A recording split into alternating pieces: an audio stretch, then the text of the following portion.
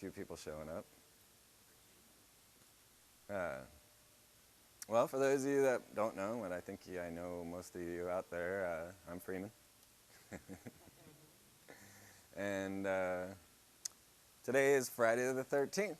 It is the 699th anniversary of the death of the Templars. And this is what made Friday the 13th have its mystique. If you've ever wondered why Friday the 13th is considered the most unlucky day, well, it was the day that they came in and swooped everybody's fathers and sons out and burnt them at the stake. And you know, another one that might remember, I think you all are all familiar with Captain Morgan. Yeah? We've drunk the spiced rum every once in a while, right? Well, they like to keep these things in our minds because Captain Morgan was accused of doing what I'm about to do with you, and then was ritually murdered for doing so. But luckily, I never have sworn allegiance to the Freemasons. I've never taken my vows or gone through rituals or anything like that. And many people ask me, well, did your father try to talk you into joining Masonry? And I think that that's a key point because no, he did not. And one of the key reasons for this is because Masonry does not recruit.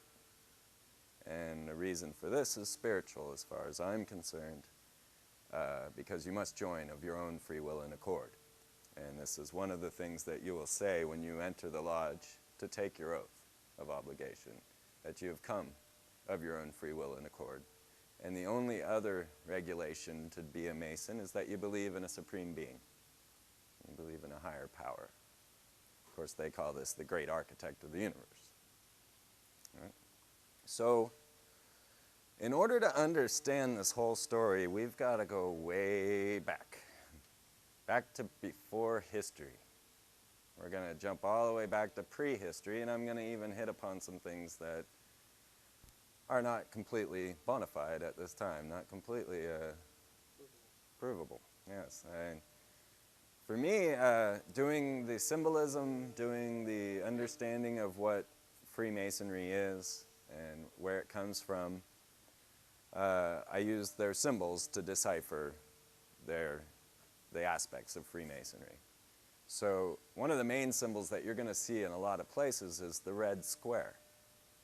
And the red square is a magical symbol which you'll see on compass banks, Wells Fargo banks, the red square of Russia. The red square is a constant theme within what I consider Masonic symbolism in corporate logos. And the red is a symbol of Mars in magic, and the square is a symbol of man in magic. So you've got Mars man, red square. And what we find is that this brotherhood follows their allegiance back to Atlantis. And so, well, we got to get into the story of Atlantis. Who is Atlantis? Where did it come from? My personal belief in all of my research is that Atlantis was Mars. This is not a common belief. This is one of my own pet theories. But it fits all the clues, and that's what I work with, are the clues. And so we have pyramids and structures on Mars, that Sphinx faces on Mars, and I've recently saw another video that showed me some new structures on Mars that I hadn't seen before. So if you look into it, you're going to find that there absolutely are structures on Mars, and they are very much the same as the pyramids you find in Giza and the pyramids that you find in South America, Central America. The Prometheus Mars mission, which both HW and W both tried to get a man on Mars, is a very big deal for them. And of course, Prometheus was the one that brought fire from the gods to mankind to give mankind power. So we have the Prometheus Mars mission. The poster itself, which is on my video,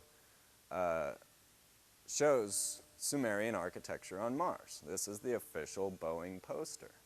Two men walking up a hill, which the hill is a symbol within Masonry, and the sun low on the horizon, which is another symbol of Masonry. And of course the word horizon comes from Horus, rising, and sun set is his eternal foe, Set. And that's where these terms come from. So much of Masonry is wrapped into your lives, you have no idea. No idea. So, we've got these Martians. And if you take the god Mars and you transliterate him into Greek, he becomes Aries, right? So Aryan means Martian. Means same thing. Martian, Aryan, same words. So, this jumps us to Egypt. Okay, so now there was a great cataclysm in the past. Everybody's in agreement with this, that there absolutely seemed to have been a civilization prior to this one that was a high civilization, and then there was a major catastrophe. Everyone's in agreement with the major catastrophe, just not everybody's in agreement with the high civilization in the past. But the evidence is clear if you look at the pyramids and other ancient structures of the world that we cannot do in the 21st century. We cannot build a Great Pyramid of Giza. We cannot stack 300, 1,200 ton stones like there are in Baalbek, Lebanon. These things are impossible for us to do in the 21st century. We do not have the technology to accomplish this. So you have to accept the higher civilization in the ancient past, or you're missing a huge big piece of this puzzle. The Freemasons absolutely believe this. Okay, this is by Manly P. Hall. It's Freemasonry and its connections with ancient Egypt. And of course, you've always wondered why there's a pyramid on the dollar bill. It's because they come from the men, which I believe are from Mars. And I believe that the Martians, the Atlanteans, came down to Earth and took over Lemuria, which was Earth, where the brown people lived. I'm still working on the red and yellow. I'm not sure where they're from. The Hopi say they're from outer space, so you know they're most likely another race from somewhere else. But they went underground, the Hopi, and they tell you that whole story of how when the Great Cataclysm occurred, they had to go into subterranean and then they came back up. But during this Great Cataclysm, many of the high civilizations were moved into very bad states of life and even had to turn to cannibalism and other things like down in the South Sea Islands where there doesn't seem to be any food to sustain humans, but yet they're all there. And we have those great statues of an Easter Island. And of course Easter is after their goddess Esther, who is Columbia standing on her. She's also known as Ashtart or Ishtar. Now, this is Manly P. Hall, and he is talking about the connections between Osiris, Isis, Horus, and Freemasonry, and how Freemasonry is spawned from the ancient mysteries of Egypt. This is Sir Francis Bacon and his book New Atlantis, which is what America was founded on. This is the story of Solomon's house, which was an invisible college that actually controlled reality or civilization with a hidden hand, as we seem to have today. Solomon's house was the secret college that analyzed all other civilizations and came up with ways to make their civilizations better. And it goes on and on. We have other Freemasons, C.W. Ledbetter, who is a high-level Freemason, connecting all of the ancient rites of Freemasonry to the mystery schools of the ancient past. And then even Le Plongeon, who is another high worshipful master Freemason, and all of these guys are well regarded within Freemasonry, writes about how the temples of South and Central America are based on these same people, and how it all comes forward to Freemasonry. So, we've got this line. We've got this, all of a sudden, the best dating for the pyramids is 10,500 BC. And all of a sudden, planet Earth gets these superstructures. There weren't any before it. There is no pre-Egypt. There's no leading up to Egypt. All of a sudden, here comes Egypt, spawned full and completely active with medicine, astronomy, science, mathematics, writing, All of these things, full blown, to the point where here we are in the 21st century still trying to figure it out, right? We don't know. So when we read the story of Adam and Eve in Genesis, we will find that Adam and Eve were told to replenish the earth. Now, to replenish means to repopulate. So that means there was a population prior to Adam and Eve, or else the Bible's wrong. When Cain slays Abel, and he is sent to the land of Nod, he says, please don't send me to the land of Nod, all those people will kill me. And the Lord said, well, I'll mark you so that they don't kill you. So who were all those people? If Adam and Eve were the first people, then who was he worried about in the land of Nod? Right? So there's way more to this story. And I was wondering if we were going to even get all the way to the Raelians in this story, but we're not going to go there yet. So what you've got is this ancient story where I find that if you don't begin with these ancient astronauts, which we're going to get heavily into in the next two shows on the Freeman perspective, so you want to check that out because we're going to dig deep into it. You're not going to get the whole picture if you don't accept the ancient astronaut story, because it all fits in. The next thing that you have is is Moses coming up and wanting to exodus from the Pharaoh. And now when Moses goes before the Lord, and the Lord says, well, go over to the Pharaoh and I'll give you this magic wand, this magic staff, and cast it down and it'll turn into a serpent and he'll have to let you go. Well, so Moses says, well, I'm not very good at speaking. Can I bring my brother Aaron and let him do the talking for me? And he's like, yeah, all right, let Aaron do it then. All right, so Moses and Aaron go before the Pharaoh and they say, hey, I've got my staff and I'm going to cast it and it's going to become a serpent. And the Pharaoh's magicians all stand up and so? And they all throw down their staffs and they all become serpents. But then the one given to Moses or Aaron actually eats all the other serpents, right? So then he's like, well, let's go back to Yahweh and see if we can figure this thing out. So they go back and they're like, this didn't quite work out for us. They just kind of cast all their wands and everybody had snakes. What should we do now? And so he says,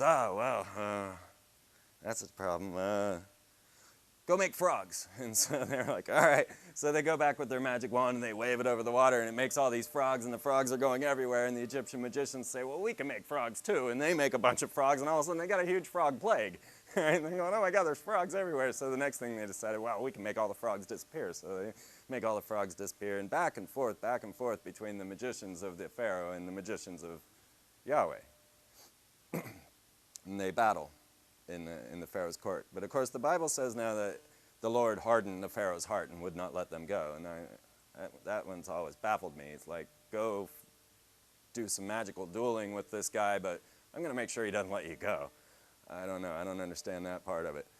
But finally, it's interesting that he's finally like, all right, snakes didn't work, locusts didn't work, frogs didn't work, lice. Go over there, wave your wand over the sand and create lice. That ought to get him. He's going to let you go for sure. So Moses and Aaron stroll back to the Pharaoh and they're like, all right, take that. And they create lice. And the Egyptian magicians are like, oh, you know what, guy? We can't do lice. I think they got us beat. And then the Egyptian Pharaoh was still hardened by the Lord. And so I still can't let you go. Still can't let you go. So finally, the Lord has to step in and say, all right, I'm going to cast death and plague and everything onto you if you don't let these guys leave. And so he's like, all right, go worship your God. Just, head off in the desert and get the heck out of my hair. Right? So they do, and they take off. Now, if you follow the ancient astronaut story from the Raelian perspective, are any of you guys familiar with the Raelians? Okay, some, not everybody. I'll throw it out there real quick. Rael was a race car driver from France who was contacted by Yahweh according, this is his story. Yahweh came down in a flying saucer, and on his flying saucer he had displayed a Star of David with a swastika interwoven. And he brought Claude Virillion aboard his craft and told him the whole story of the creation of mankind through genetic manipulation, and told him he's going to be their new ambassador. So he is now the ambassador of the Elohim and has been invited to speak before Congress as such. 90s. I don't remember the date. Yeah, oh yeah, it was big news. Yeah, it really was. It really was. He is the founder of Clonaid. And now personally, Rael's website and Clonaid's website are very hokey. And I personally think that this is kind of a disinformation campaign to make you not think about them and to make you not think that they're reputable. But yet then here he is invited before Congress to speak about genetic manipulation of humankind. So Ra-El, of course, Ra is Lord in Egypt, El is Lord in Hebrew. So you've got Lord of Lords, right? And Is-Ra-El is Isis-Ra-El. So you've got the Isis, the Ra, and the sun. Yeah. So Rael had been commissioned to build the embassy for the arrival of Elohim, our space parents, that had genetically crafted us through manipulation. This is the story of the Raelians. And I did do an interview with one of the Raelian spokespersons, and you can see that on Google Video if you're interested. And I've got all the news clips of Rael going before Congress. So what we've got now is we're back in the story with Moses. They're finally exiting from the Pharaoh, and they follow a column of fire by night and a column of smoke by day, and are led to the mountain. And then Moses is told to go up to the mountain and leave the rest of the down below. And he goes up there. Now Moses himself was raised as a pharaoh. He was brought up, strangely found in the reeds, as many others like Nimrod or Semiramis, and raised by a pharaoh, found by the princess, raised by the pharaoh, taught in all the ways of the pharaoh. And this is probably why he knew how to make lice and all of these other things. So he goes up to the mountaintop to speak with the burning bush. And the burning bush tells him, well, you're going to have to craft these stones, and I need you to translate everything into the language of the people. So you see that Moses knew the language of the gods and the language of the people. And so he took it and he wrote it in both. He had to write it in the language of the gods and the language of the people. And then he brought these stones back down the mountain after 40 days and 40 nights, and nothing happened. He's like, oh, well, okay. And he smashed as we hear in the Ten Commandments. Personally, I've read reports saying that these were actually crystalline structures. Even some say that it was a rubbery crystal. I don't know. I found some interesting things on all of that. But so Moses goes back up the mountain, and this is where you get the story of them worshiping the golden calf. And the golden calf could very well be a worship of Hathor, who was an Egyptian goddess. And I'm not so sure. Many people, I've read a lot of experts on that, and a lot of people consider that they were worshiping Hathor, the Egyptian moon cow goddess. And so so he smashes the stones, and he goes back up the mountain for 40 days and 40 nights, and they tell him, well, this time you're going to have to do it on your own. I can't help you. This is what the Lord tells him. And so he recrafts the stones, and this time when he walks back down the mountain after 40 days and 40 nights, the stones radiate. They glow. And he's like, oh, okay, I got what we need. He was given very specific designs on how to design the Ark of the Covenant, and you can find these designs in the Douay Bible. They've been removed from most other Bibles, but you can still find the designs in the Douay Bible. And he was told to perfectly construct this in a technological manner, encase the whole thing in gold inside and out, and put two giant cherubim on top, and place the stones inside of it. So then the Hebrews, the Israelites, took this constructed device with its radiating stones. Now, all of this is in the Bible. After this moment, Moses had to wear a veil, cover his face. And that's never quite explained. It's said that he shone light, and so he had to wear a veil. But we might find out more about why he wore a veil here in the rest of the story. So they build this Ark of the Covenant, and it's all set up. It's got its stones, and they got to wrap this thing all up nice and tight with all kinds of hides and fur and everything to make sure nobody touches it, because anybody that touches it dies. And if you get anywhere near it, you drop dead. And so the Israelites, they would carry this thing in front of them, and only certain people were allowed to carry it, and they told stories of levitating and dying and very strange electromagnetic effects going on with the Ark of the Covenant. And they would take this Ark of the Covenant and drag it out in front of them when they were going to war with other tribes. Now, I find it very interesting. I got to throw this out there, that when they were given these 10 commandments, and it says, don't covet your neighbor's property, don't kill, and don't commit adultery, and then they're told to go into this town and kill and take everything. I don't know. So they used this to do that, and they brought this Ark of the Covenant, and they would place it out in front of them, and everyone in front of them would drop dead. And then they would cover it back all up, and they'd win the war, right? Win the battle.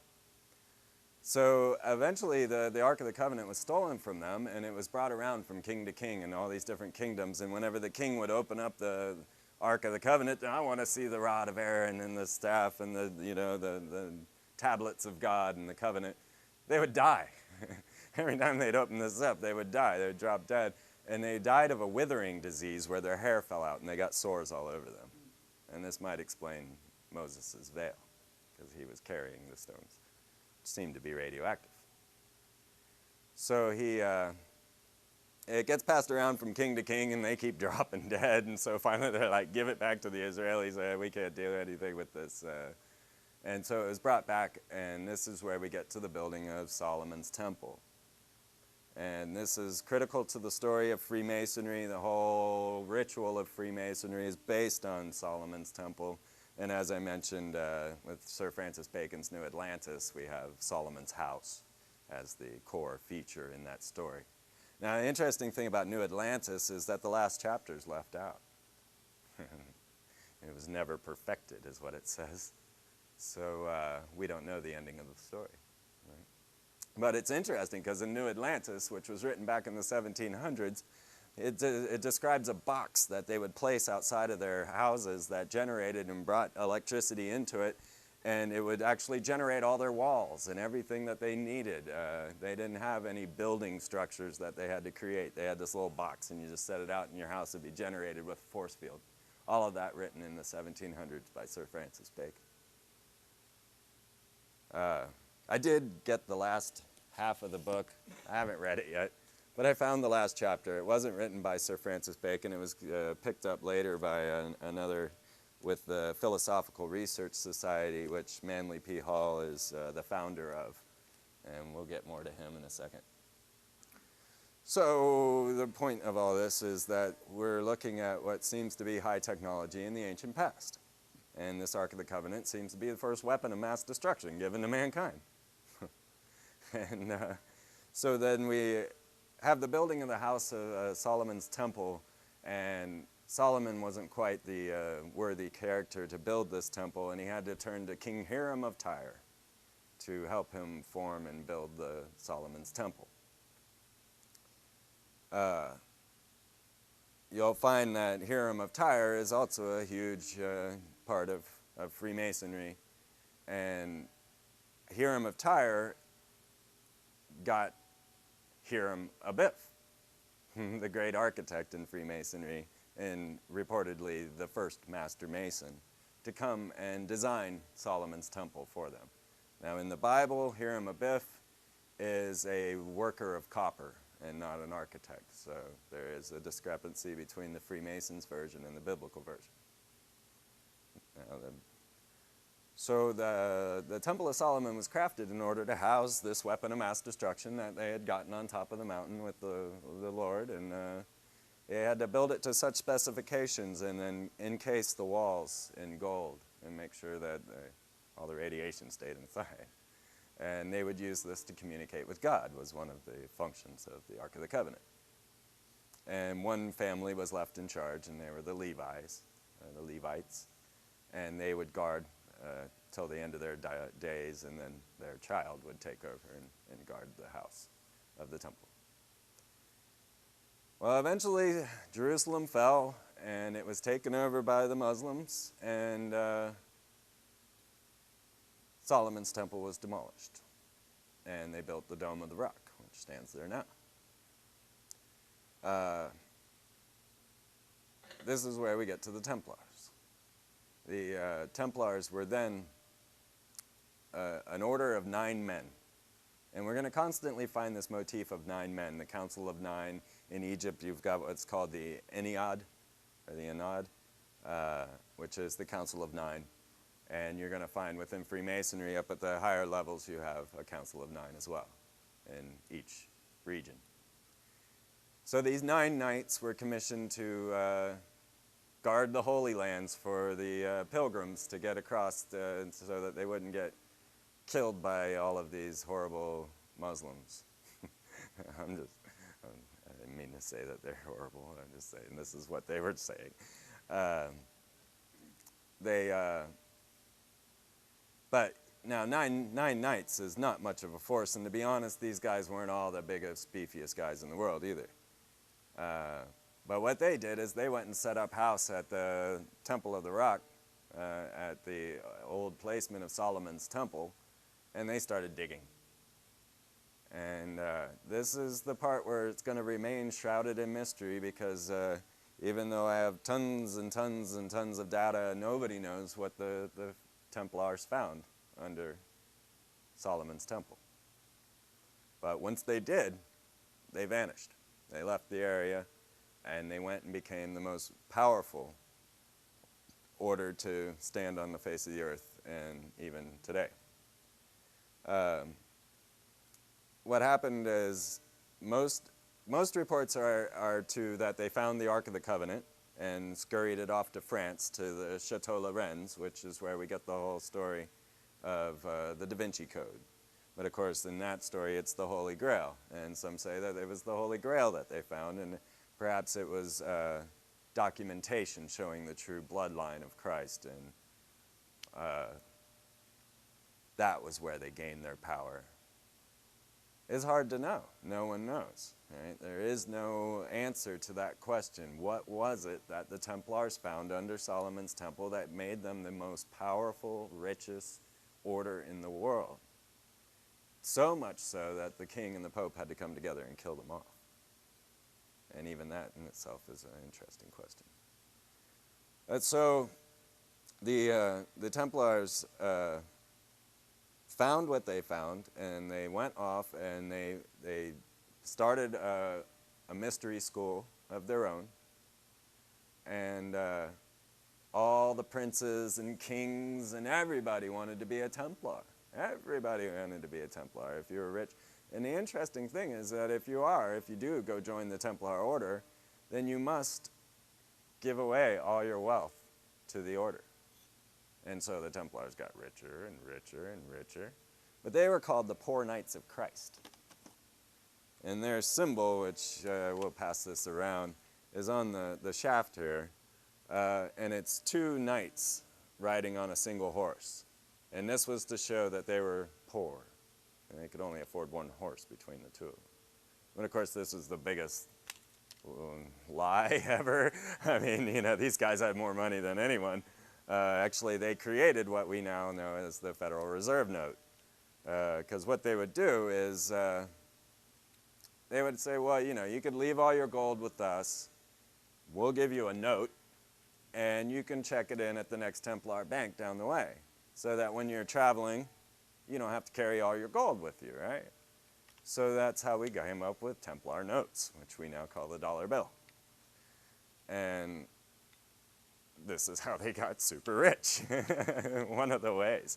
There's certainly a bigger mystery there as to what they found under the temple and how that all worked out. And I can't wait till the day we know, if we ever know.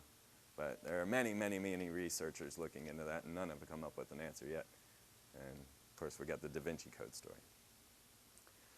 So the poor Knights of Christ changed their names over to the Knights of Solomon's Temple, and that's where we get the name Templar. If you guys want to look at this, this is a Templar sword that I bought at a convenience store. I saw it sitting up, it was right by the register.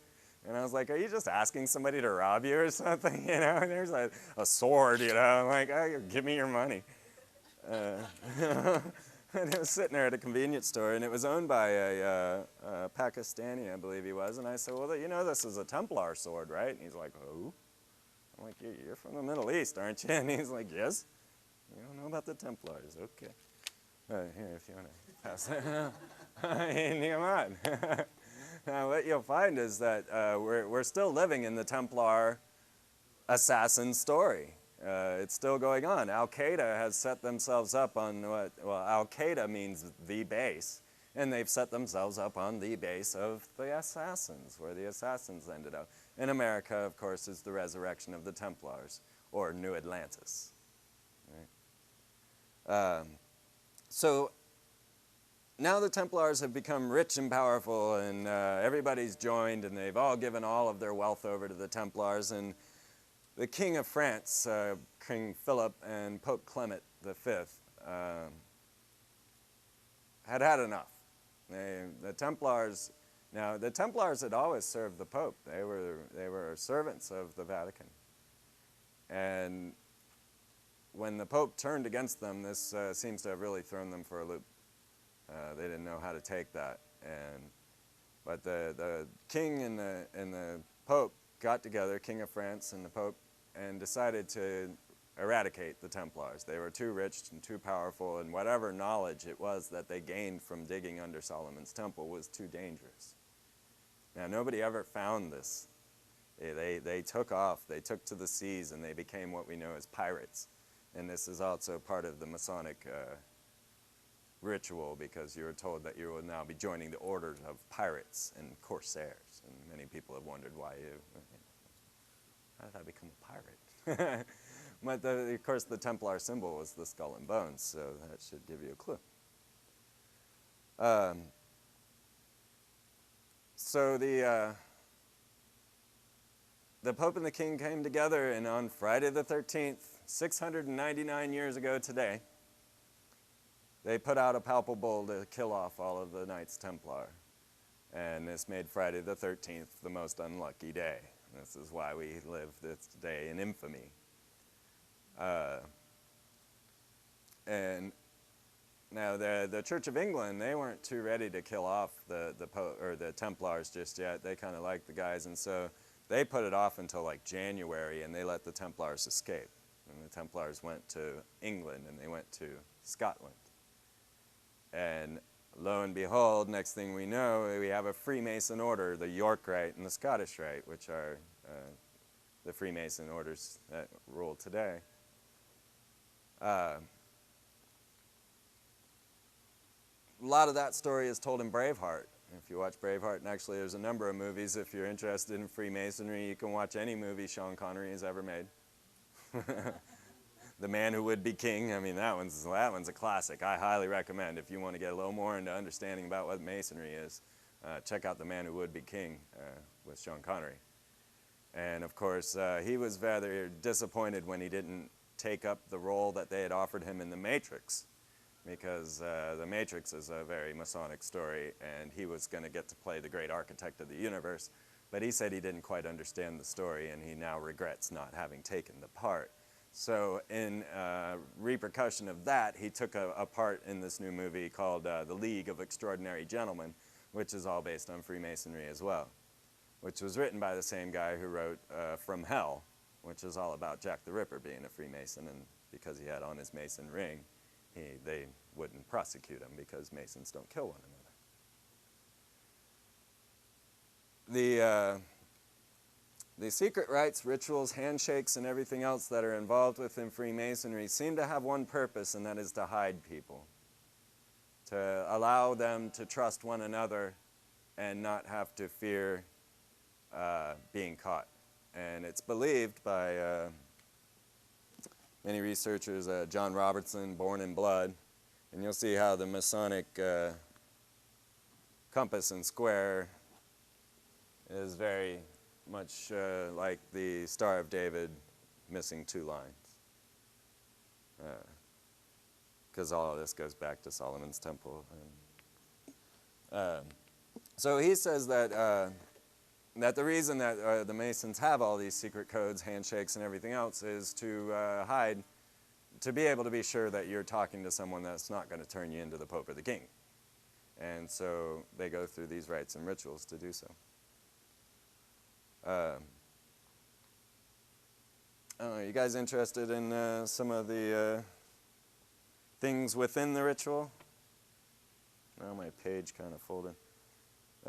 This book waited 11 years for me to pick it up. I saw it 11 years and I wanted it, but I could never afford it. And then one day I could afford it. I went in to buy it and he didn't charge me for it. Yeah. But this was written by a Freemason back in the 1800s, and he kind of freaked out. He was a worshipful master, and he actually wrote the handbook of Freemasonry to show how to do all the rituals and to give everybody the proper ways of doing things. And after a little time in the order, he's like, oh my God, you know what? We don't worship Jesus, we worship Lucifer. Yeah, I think I'm going to panic and write a book about that. So he did, and we've had these, you know, this is a story, I mean, this book is over 200 years old. I was reluctant to mention that, because the title of the book is what caught my eye in the first place. When I saw it sitting there, I was like, oh my God. Because what you see here is the most secret word of a Master Mason. This is the one word that's not spoken without being whispered into the ear, and only on the 5 points of fellowship, when you stand with 1 foot, 1 knee, 1 arm, and you get in this position, and you whisper this word, Mahabon, into the ear of the candidate. And that's the title of the book. And that's what really caught my attention. I was like, oh my God, what's this book? M-A-H-H-A-H, bone, B-O-N-E. And this is the brother that, I don't know. M-A-H-H-A-H? Yeah. B-O-N-E.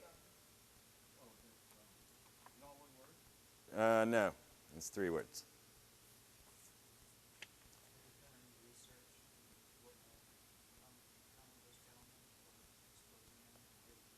No, I didn't.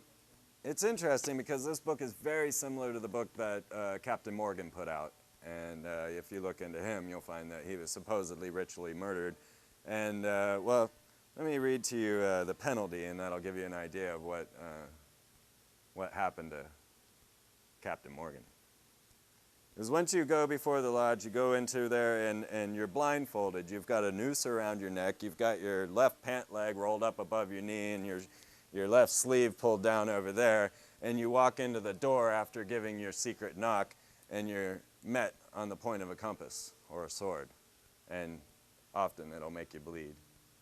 And you stand there with this pointing into your chest, and they ask you to where you come from. And you tell them you come from a lodge of St. John's in Jerusalem. And then they'll ask you, well, what did you come here to do? And you say, to learn to subdue my passions and to improve myself in Masonry. Now, Masonry says it makes good men better. I still have a lot of questions about Masonry, and I'm not coming up here before you to tell you that Masonry is Satanism. I'm not sure what it is. These ancient mystery schools and all of the knowledge that has been put into all of this stuff is intriguing, to say the least. So they would say, well, how do you are a Mason, I presume? And he says, yes, I am, and I am so taken and accepted among brothers and fellows. Well, what makes you a Mason? My obligation. Where were you made a Mason? In a regularly constituted lodge of Masons. Well, how do you know yourself to be a Mason? Well, by being often tried, never denied, and ready and willing to be tried again. Well, how shall I know you to be a Mason? By certain signs, a token, a word, and the points of my entrance.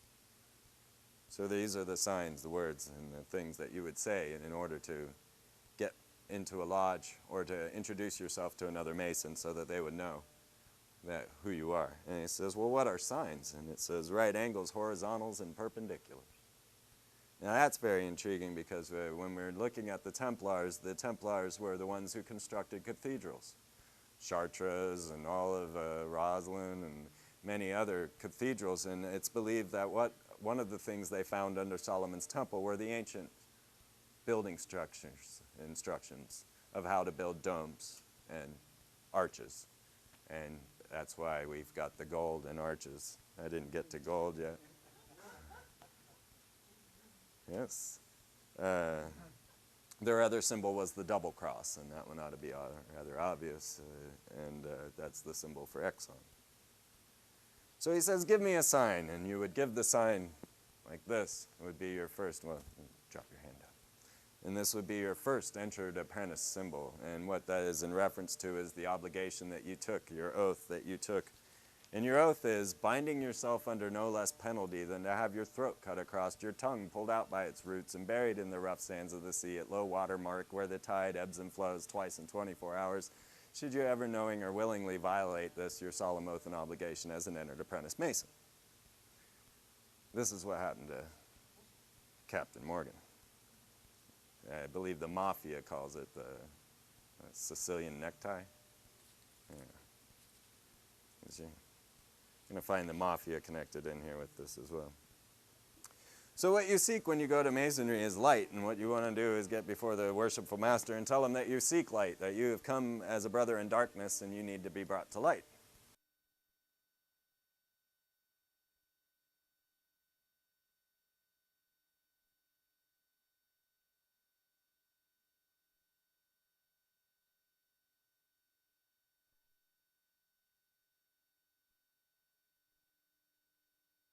Now there's tons and tons and tons and tons of data on this whole thing. We've got like The Secret Destiny of America, written by the 33rd degree Mason Manly P. Hall.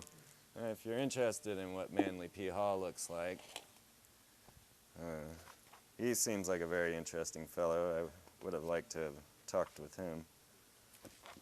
But that's Manly Palmer Hall, and he's the founder of the American Philosophical Society, a 33rd degree Mason, and known as the greatest philosopher in Masonry of his time.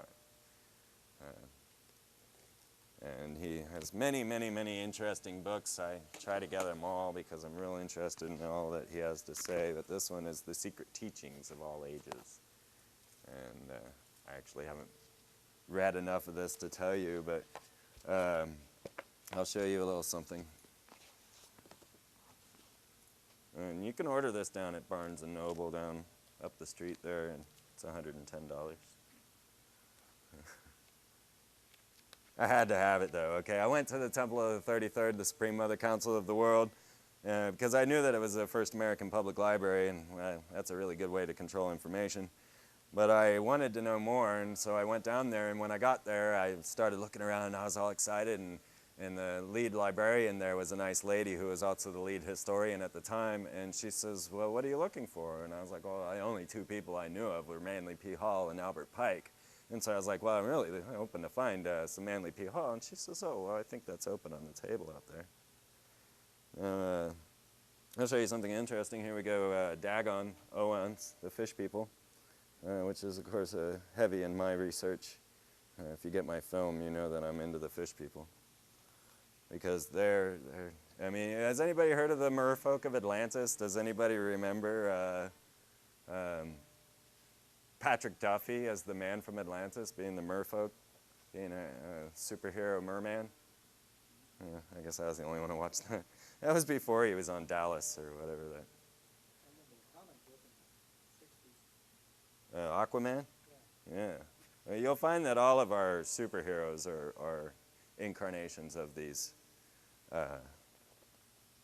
mythological characters. Superman is a Nephilim, an Elohim, an alien that came from another planet that has super strength, superpowers. There were two things in this book I wanted to show you.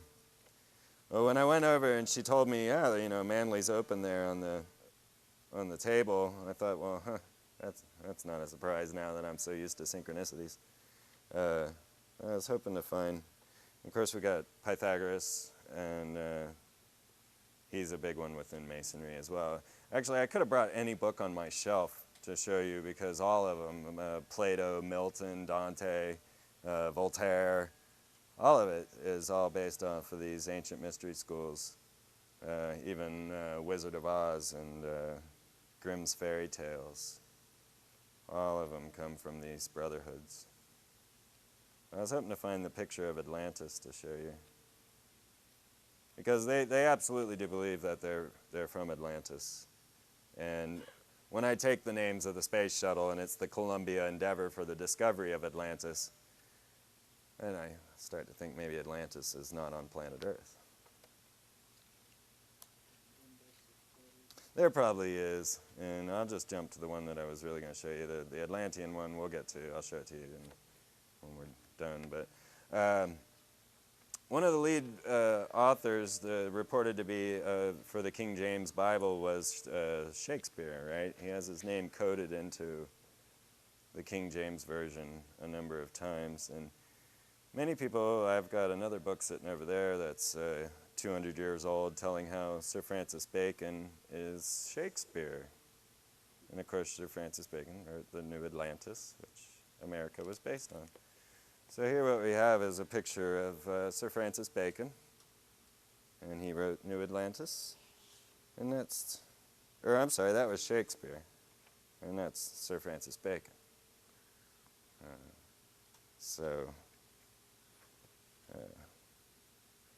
The Shakespeare that we all know of, that the actual man that he wrote about or as, had a illiterate daughter. So, not Sir Francis Bacon, but the man that was known as Shakespeare. But of course, Sir Francis Bacon was known as Spear Shaker.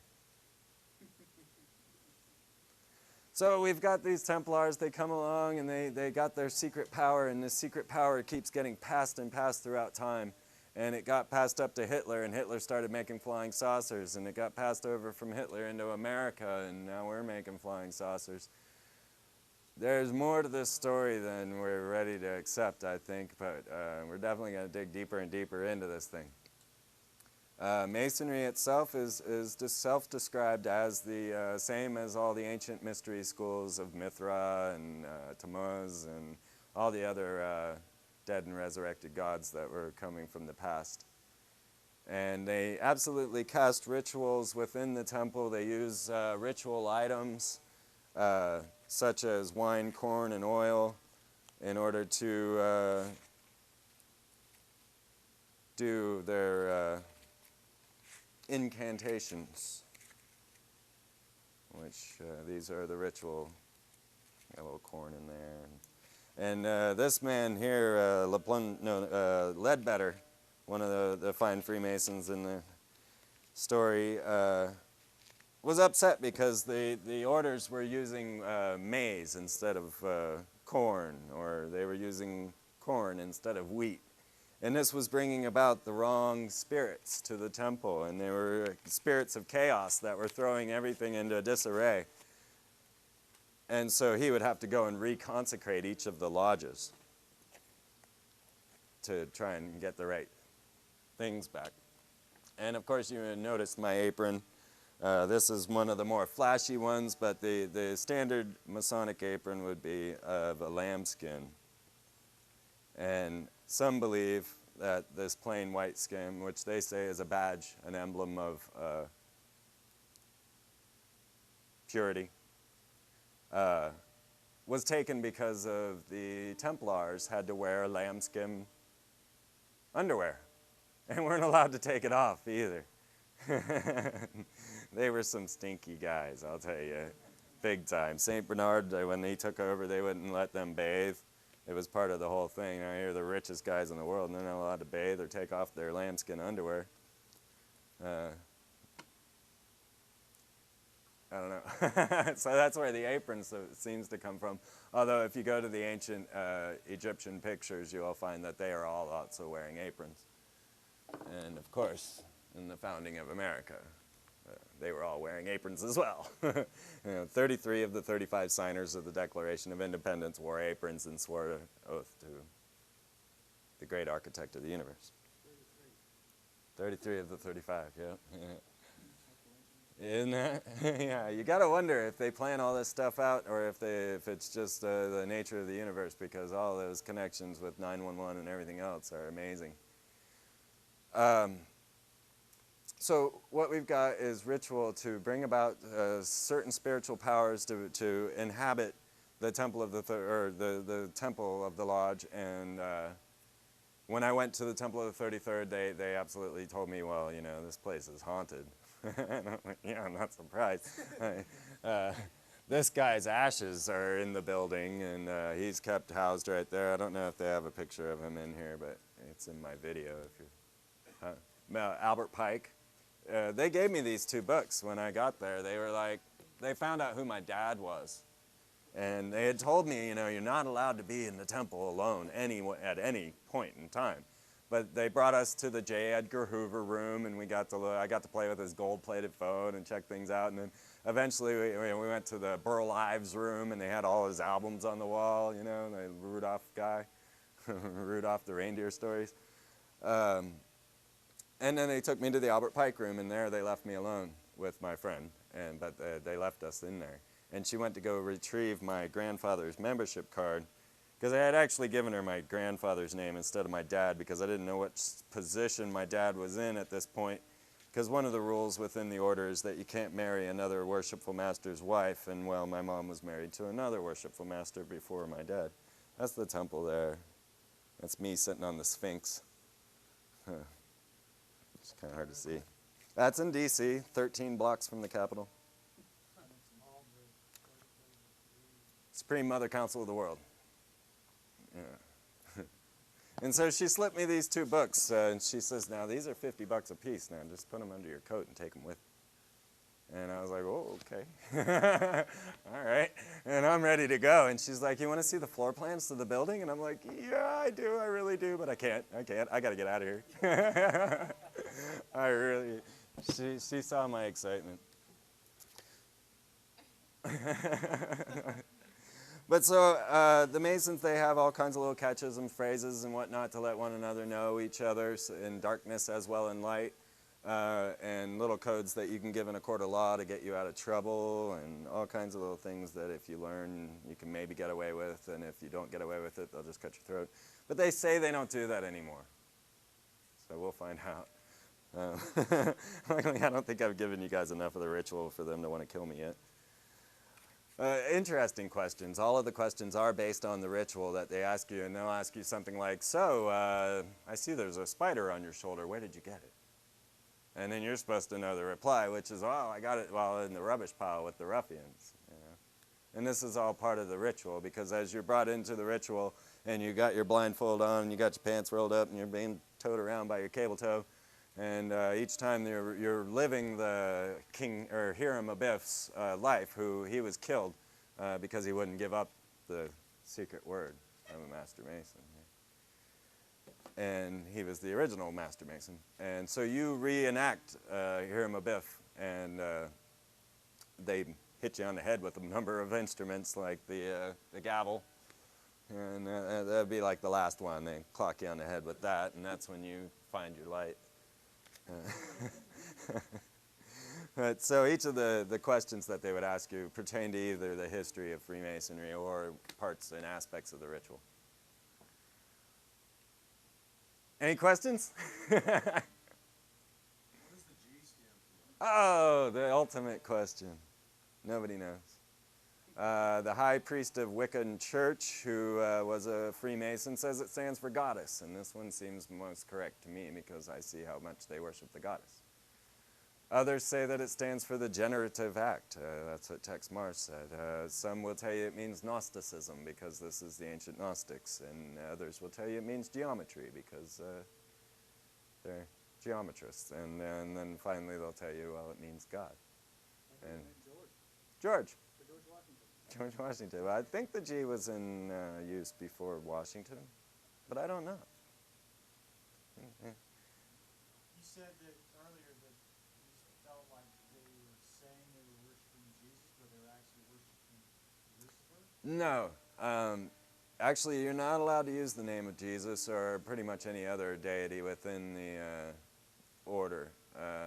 Now, they do accompany or accommodate to different religions. So if you were a Muslim and you went into a temple and you wanted to join, they would have the Quran out instead of the Bible. It doesn't matter to them which holy book is out on the altar. And so what happens is that they do profess faith in the powers of Lucifer, and that they can use these powers to control the world. The big question is, who's Lucifer and why? So, well, Lucifer is Venus. The original word in the Bible, Lucifer was not included in the Bible until the King James Version, and if you believe what all I've told you, then it was Sir Francis Bacon that put the word in there in the first place. He also did, he was a master of words, so he changed the word from congregation to church, making all the emphasis off the people and putting it on the institution itself. Because prior to the King James Version, the word would have been congregation, and wherever three can gather in his name, that's where you would have a church. Yeah, you're definitely right on that. Yeah. And Lucifer never existed in the Bible up until the King James Version, and then he was equated with the devil within Milton's Paradise Lost and Dante's Divine Comedy. That's where the interlink between Lucifer and Satan came. Nowhere in the Bible does it say that Lucifer is Satan. But Lucifer is Venus, absolutely. In the Greek, that the word is formed from, Lucifer is Venus. And so when you're standing down at the clock tower and you see the goddess Columbia sitting there, and on either side of her a pentagram and a shell, which of course are Texaco and Shell's symbol, these are symbols of Venus, and therefore, i.e., Lucifer. And then you might notice that she's being drawn by merfolk. And in ancient Egypt, a pyramid is a mer. And so we could say pyramid folk instead of merfolk. And of course, America is also another one. It's the Littleford statue out in front of the big phallus, the clock tower where the guy shot it. Oh, it's the one. Yeah. Yeah, check it out. It's crazy. Or get my film. I do a half hour on just that alone. Oh. Yes, can you tell me about the awesome eye of God and the No. dollar? I really can't.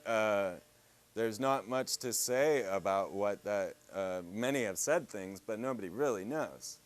Like, is it the all-seeing live Lucifer, the enlightener, the light bearer?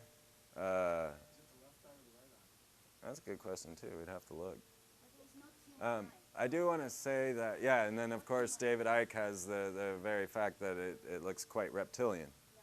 I do want to say that when Y2K came about and everybody was worried about the computer meltdown, I was the one standing out there going, but they're capping the Great Pyramid with gold.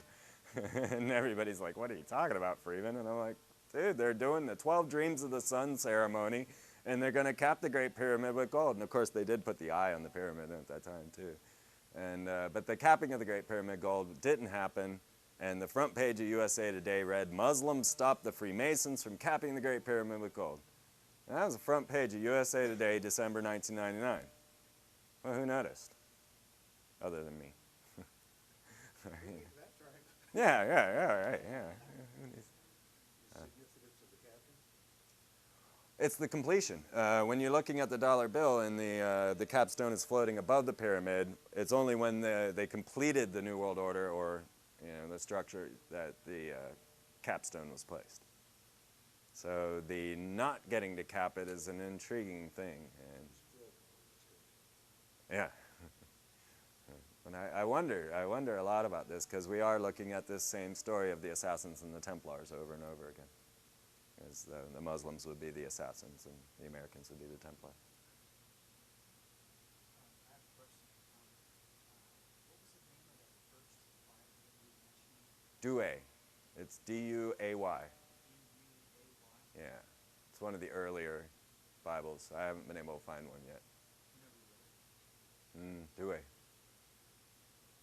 Just like King James, this is the Douay. I had a dream that somehow or another the dollar bills from the Chinese had gotten some, and they looked like coupons, and they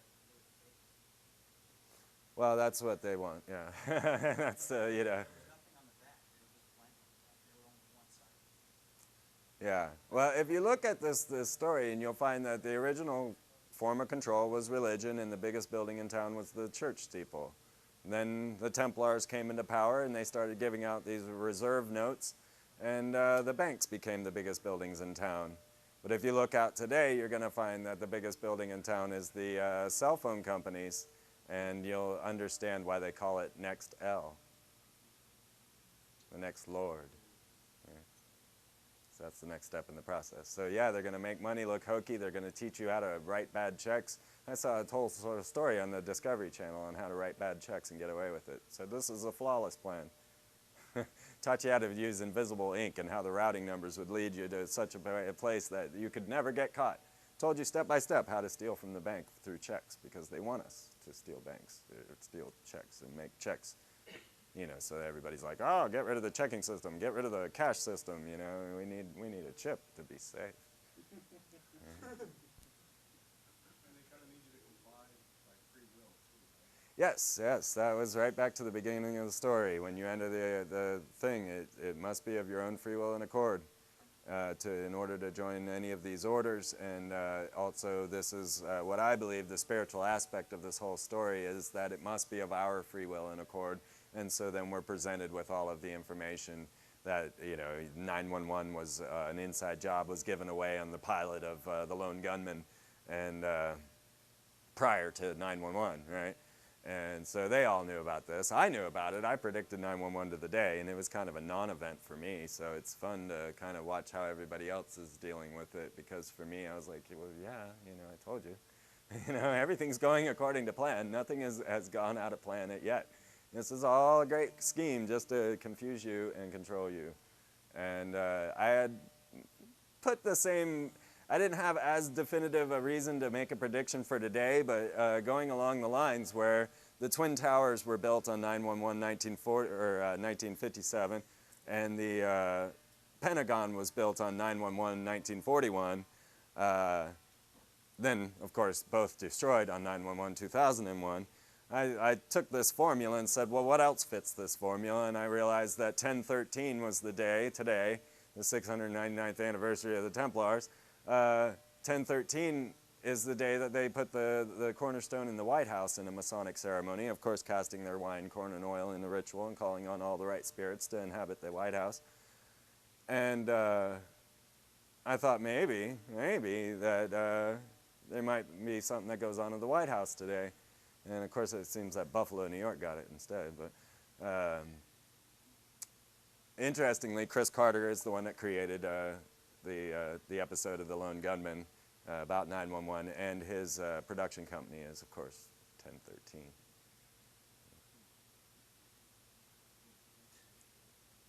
You say George Washington and all the other guys cast the corn in the wine in order to bring in the right spirits. I mean, what are the right spirits? What are they going to help them do? What's the end game here? What are they playing for? What is the point? I'd like to get that guy back there to answer that question. Yeah, I don't think he wants to go up here. The end game, what's the result? That is the big question. I posed that one to you just the other day. I was like, what is this all for? You know, cyborg humans that are going to be ultra warriors, and what is the point of all of this? And I don't know. You know, when I'm looking at the evidence and I see this ancient astronaut story boiling up into this whole thing, but of course it fits, well, you got to accept the spiritual side of it as well, because we definitely are in war with these fallen angels, and all of the symbols that we see out there, Phillips 66, Highway 66, and W, are all symbols of the fallen angels. There's more to the story than simple takeover or conquest by an alien race. But I believe that we have seen the rise of Atlantis here in America, that this is New Atlantis, and that this conquest has a lot to do with our position in the universe and the timing. And there's also the arrival of these extraterrestrials that have returned and are being filmed by the Columbia Space Shuttle. So a lot of things coming to a head at this moment. I think their goal is to have the spiritual power. I believe that the story of Atlantis is that they had superior technology but inferior spirituality. And the Lemurians had superior spirituality and lacked the high technology. And when the Atlanteans would come and attack the Lemurians, they would fall dead because they had like an insta karma return. So anytime you tried to come and attack the Lemurians, the attack would fall on your own head. And so then the Atlanteans would die. And this pissed them off to the point where they actually cast their biggest, baddest weapon. And I find this very interesting. Let's see what I did with that. Because now, a big portion of this story has always been gold, right? The gods wanted gold. The Egyptians mined gold, the Incans mined gold, the Mayans mined gold. This is my gold Millennium Falcon card. Got it off QVC. Yeah. They sold out while I was on the phone. Yeah, I was excited. Never let me watch a Star Wars QVC, man. I'm like, oh, I gotta have that. Richard Hoagland has video, and it's in my video as well because I took it and said, wow, I gotta talk about this. There is a Death Star surrounding Saturn. And it's an old, ancient Death Star. It looks very much like the destroyed Death Star in George Lucas's old film, in the third one, when they had to restructure the Death Star. So we've got the story of the Atlanteans destroying their planet, or their continent, or their city, or however you want to take it. And I believe it might have something to do with this Death Star, because George Lucas tells us a lot of this story.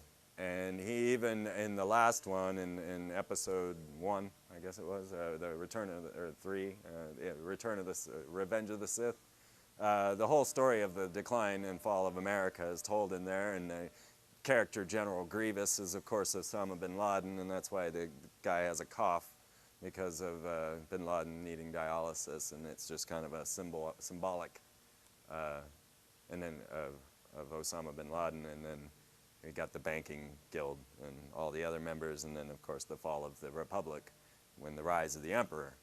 Well, when the Emperor arises and he decides to kill off all the Jedi, he says this 3 times, execute Order 66.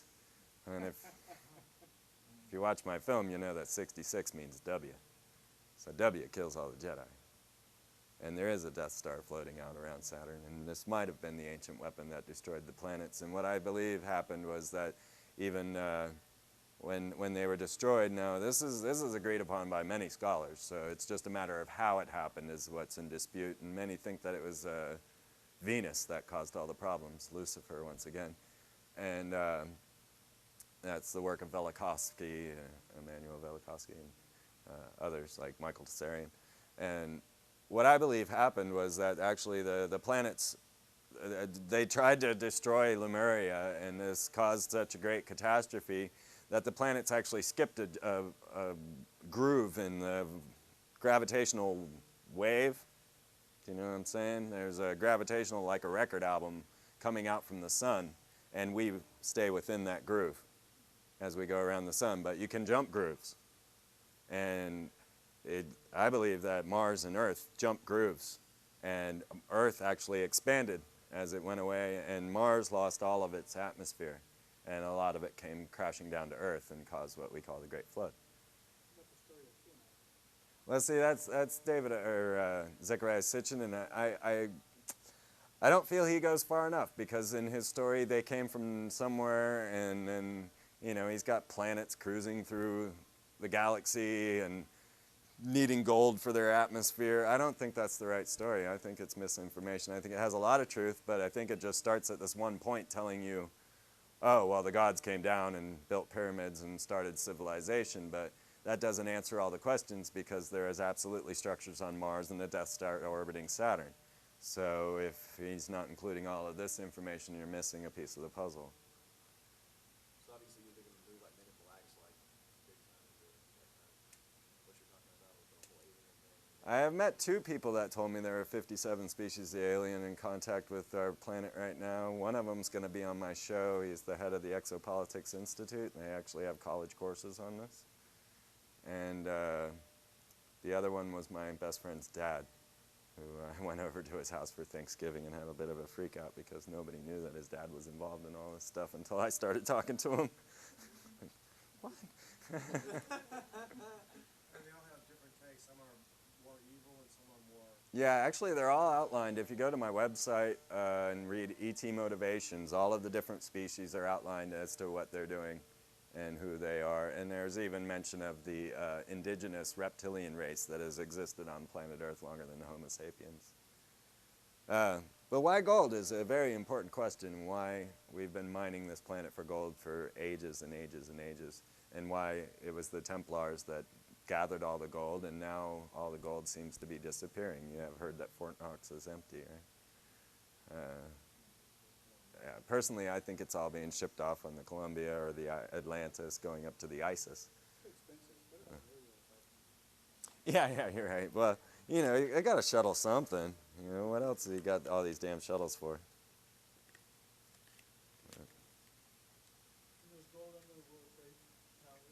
Well, that story was told in Die Hard. Of course, because they got to tell us all the stories to begin with, and you'll find that Die Hard, they had a terrorist attack, and the men used that as a cover to go down and steal all the gold in the basement of the building. And then it was hauled out in the dump trucks that came to clean up the debris. Well, yeah, it was Halliburton that cleaned up all the debris before anybody could get a... Yeah, that was all in Die Hard. I mean, they got to tell us, you see. They got to tell us beforehand. Because it must be of our own free will and accord. So you guys want to see some crazy madness? I mean, this is nothing. You want to see something that's really going to blow your minds?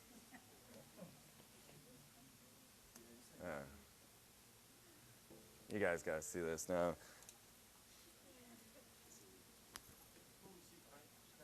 Sure.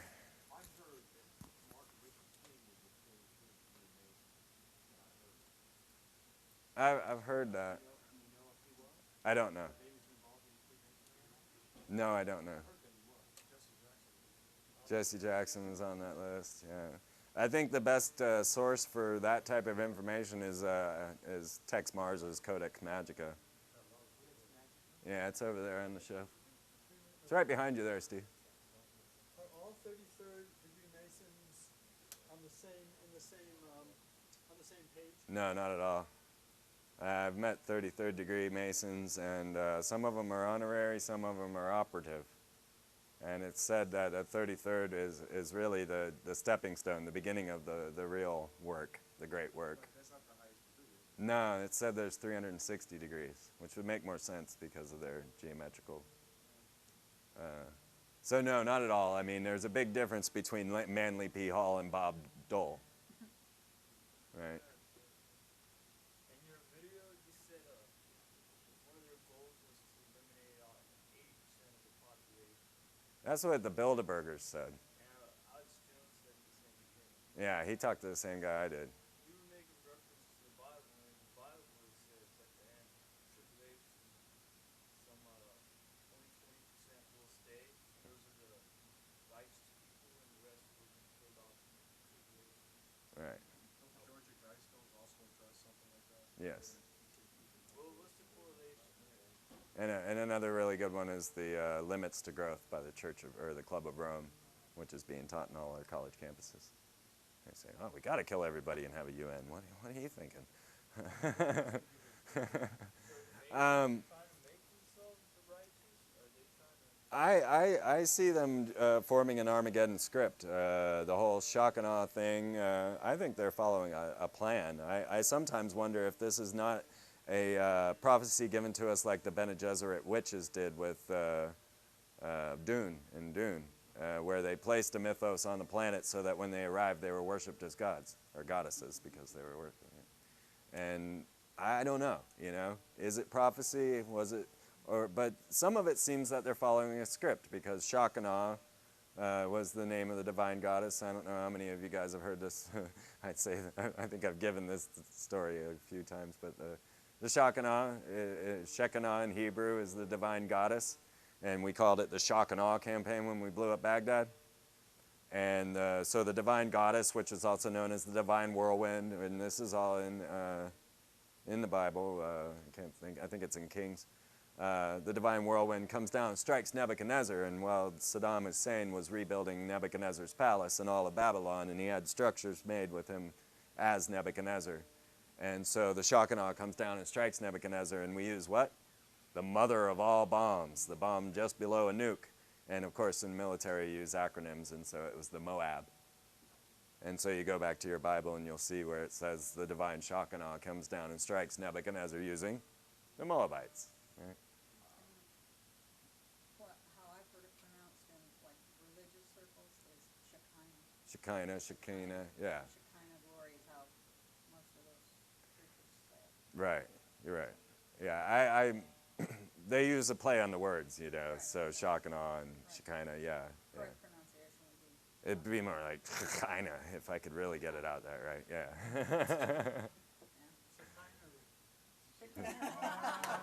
Yes. Or Sean Connery, yeah, that's good. Yeah, you're going to find a lot of these guys are involved. I mean, the Grateful Dead, the P-Funk, the Paul McCartney, all of them are, huh? Boston. No, they hated each other. No, I don't know about Boston. I just met a few of them. And, definitely, I mean, this has encapsulated our worlds, and the only ones that don't seem to know about it is us.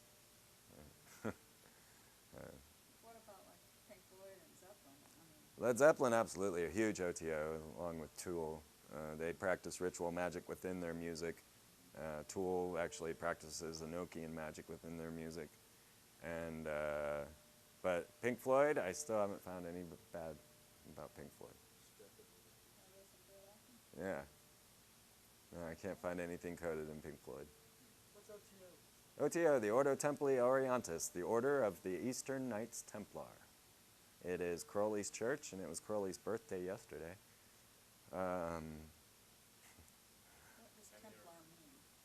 Order of the Knights of the Temple, Solomon's Temple, so the Templar. I was listening to somebody today say that it meant thief.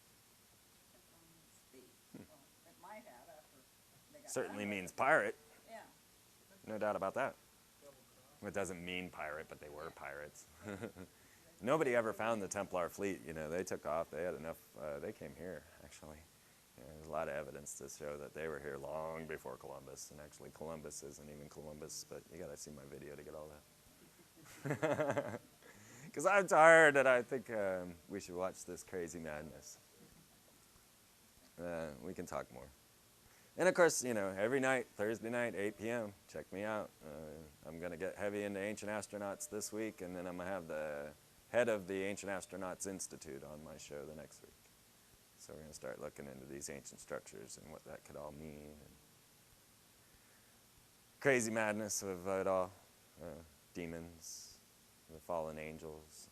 Did you ever study that one UFO that landed somewhere, I think it was in China, that had looks like actually a lot of things that were actually buried on this one site?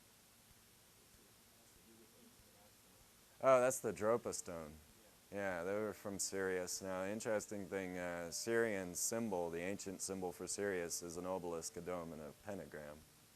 So you just go outside and look, and you'll see an ancient symbol of Sirius. There again, that's all outlined in my film as well, because, yeah, I do believe that our planet is ruled by beings from Sirius. At least that's what all the symbols say. So, I don't know how to even introduce this film, because this is some mind-blowing stuff. Have you guys heard of Fritz Springmeier? Yes. And of course, you can get his book out there too, Bloodlines of the Holy Grail, or the Illuminati. And then he wrote a whole book on how to make your own mind control slave, which I guess is a little more rare. It's like 800 pages. Yeah, I started reading it, and it's got me thinking. I need one of those. Yeah, I could never, what is wrong with these people? That's the big question, because, yeah. There's No, they're not stupid. They're not stupid. The long-term effects of what they're doing are negative. Every bit of it's negative. They're hurting themselves. Yeah. Well, they're, And the other thing is, what they're doing is they're destroying their own hope of expansion. well, that's why we've got to continue to present this information. And even though we've been talking about it for 600 some odd years, we got to continue to look at the picture until we get more and more answers. Because some things we didn't know until now. We didn't know there were structures on Mars. Didn't know there was a Death Star surrounding Saturn. There are other pieces of the puzzle that are only coming into focus now. And so we got to continue to keep asking this: why? Why gold? Why? What made them so powerful? And so that's really what I want to present to you, is the proper questions, what I feel are the proper questions, and I don't have the answers, yet. We're going to keep digging. Keep digging. So, yeah, if you ever wondered who was running your country, well, it's not the person standing at that podium saying he's the president, and this film's going to prove that to you. So let's get it.